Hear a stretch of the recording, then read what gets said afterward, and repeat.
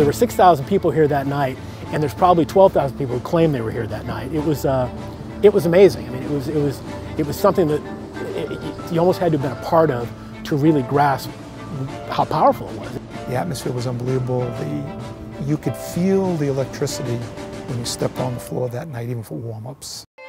And it was a Monday night game, and it was on ESPN, and it was wild and crazy. That UNLV team had 3 players who went on to be first-round draft picks in the NBA. I mean, that was a great, that's one of the great basketball teams, college basketball teams of all time. They came into the game when having won 10 straight, and they were ranked number 2 in the country and actually on the verge of being number 1. And we fell behind early, but when we passed them, I don't think we trailed in the second half, but maybe one time. And the crowd was unbelievably loud and supported that atmosphere so well, and I think it was a great 6th man for the game.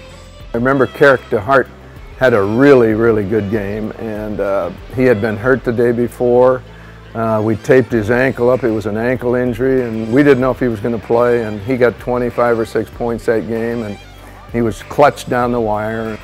The noise was worth everything. I remember we used to have a decibel meter in the building, and it got up to 110 that night. As Barry Tompkins said on ESPN, it's the equivalent of a jet engine starting up and getting ready to take off. So it was phenomenal. I think it's gained us a lot of lifetime support, a lot of people who will always be Gauchos because of that night and that period.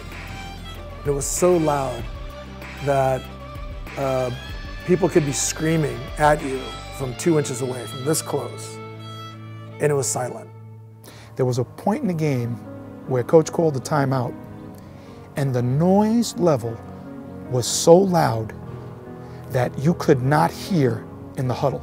But at that point, with where our guys were feeling mentally, I'm not sure it mattered what was being said in the huddle, because I think the guys, as they did coming into the game, were believing they were going to win the game at that point.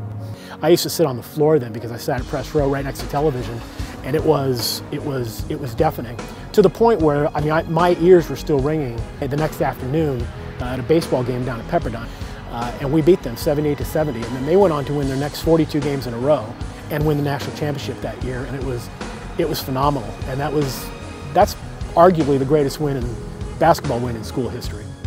They would have been number 1 in the nation had they beaten us here, because the number 1 team got beat earlier that evening.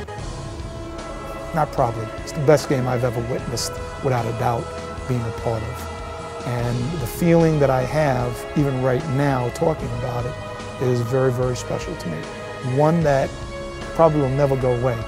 Those days and that game specifically, I think, as kind of the heart of it, really put us on the map in terms of college basketball. And I think a lot of people, particularly local people here and students who may have attended that game, who are now in their probably late 30s, those are memories that really stick in their minds. And so I think we have a lot of lifetime support.